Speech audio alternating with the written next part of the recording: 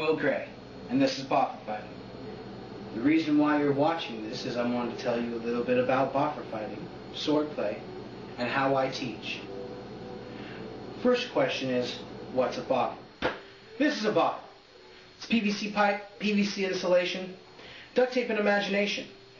Now this allows a student to have a soft, safe weapon that allows them to actually get into a fight, actually be into the heat of battle, and not have an injury happen. You can hit yourself pretty good, you can get hit by someone, and there's no real damage. That won't even leave a bruise. I personally believe that some of the things that you need to learn, you can only learn in an actual fight. You can read a book about swimming, jump in the river, and die. The next thing I want to talk to you about is these two symbols. And I use them not only in my teaching, but in everyday life as well. Now, the simplest explanation for these two symbols is a single breath. An inhale and an exhale. Now, that is the simplest explanation. It also is a yin and a yang, defense and offense. But in the end, what this is, I cannot explain in words, and only with a demonstration. Since you are martial arts people, you should understand what this means. What this is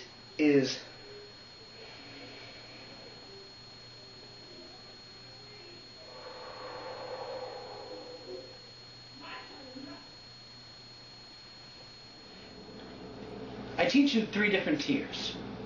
The first tier is simply learning the moves and learning how to move. 1, 2, 3, 4, thrust. There's different types of boppers. The first one is a mid-range, which is your standard utility bopper.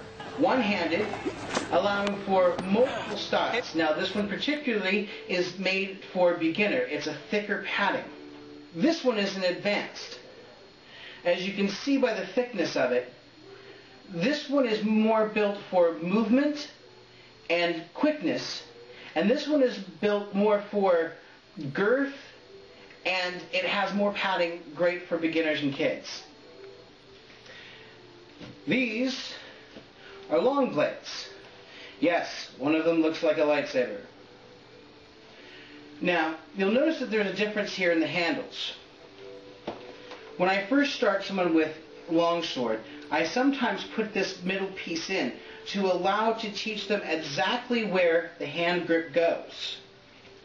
Once they actually get better and they get to know where the hand placement starts, then I take this piece out to allow them to slide and move as necessary for more advanced movements. The next style is small blades. This would be a short, very short sword or long dagger mainly for this particular weapon. Short style has to do with up close, personal. You lose range, but you do gain mobility. Another style is two-handed. Now if you'll notice, one of them is slightly smaller than the other. This is usually made for a main attack and a defending parry. Now mind you, you can switch that up and attack with either which one you like.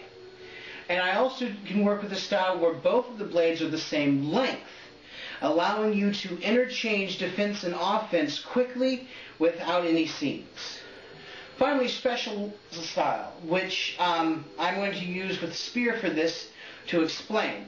Special range weapons deal with multiple ranges: short range, mid-range, and long. So now that you know what a boffer is and the different ways that you can use them, let me tell you about how I teach. The first tier is literally learning the first steps. The 10 basic swings and movement. Now with movement, you have to picture an asterisk on the floor to start you off with. This gives you forward, back, side motion, and also side strafes with advances or with retreats. Now if you take that symbol and bring it up, this allows you many of the main attacks. Now these attacks work in cross patterns through the 3 different sections of the body and 4 different walls. 1, 2, 3, 4, 5, 6, 7, and 8 are a little tricky. They have to do with thrusts, right? When someone comes into a thrust, you have the blade come in and push it to the side. This gives you your left wall, your right wall. It also allows you for up and down for overhead strikes and lower hand strikes. This gives you your ceiling and your floor. Using those gives you the first 10 basic strikes and blocks. A 1 strike is also blocked by a 1. When I teach them using these numbers. Once they understand the strikes, I also add in movement. Once you have, now you can move. Good for you. You can move and attack at the same time. Right on. Now what? Well, now we're into Tier 2. Tier 2 has to deal with actually learning the different styles. Short sword, Florentine, long sword, Western long sword, Eastern long sword, twin blade styles, staff, spear.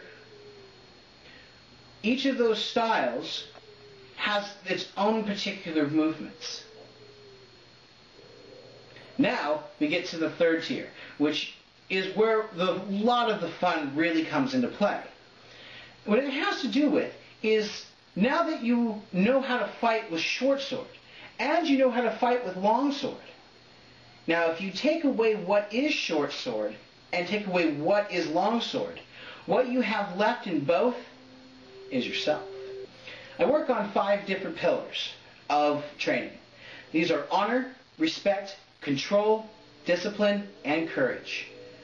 Funny enough, as you train, these become not only disciplines that you use to train, but disciplines that move on into the rest of your life. Within the 3 tiers, there is actually 10 levels. So it's in a scale from 1 to 10. And when I'm fighting someone, I will use the phrase, okay, I'm going to fight you at a 5. I'm going to fight you at a 6. These 10 different levels are coordinated by different colors. White, yellow, orange, light blue, light green, dark green, brown, red, purple, black, and then silver. These different positions are broken down into the first 3 into each tier. So you have 1, 2, and 3, 4, 5, and 6, 7, 8, and 9, and then 10 would be reaching the equivalent of 4. I hope this video has been informative. This is Will Gray from the Knights of Gray. Hope to see you soon.